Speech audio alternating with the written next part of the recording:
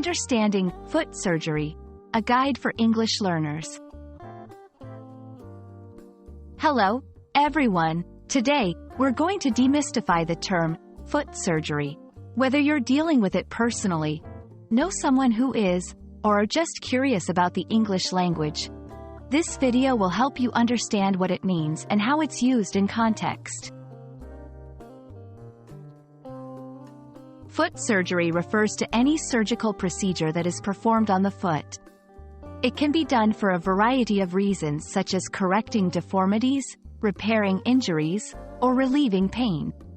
Surgeries can range from minor procedures, like removing a wart, to major operations, like reconstructing the foot after an accident.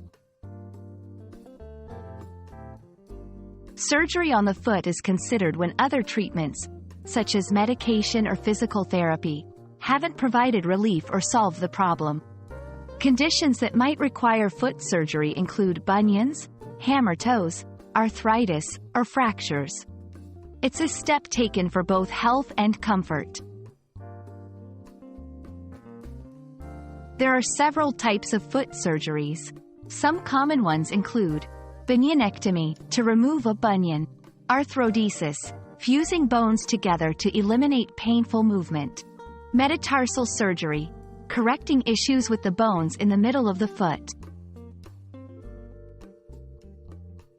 Recovery time can vary depending on the type of surgery and the individual's health. It often involves rest, elevation of the foot, and sometimes physical therapy. It's crucial to follow the doctor's instructions for a speedy and smooth recovery.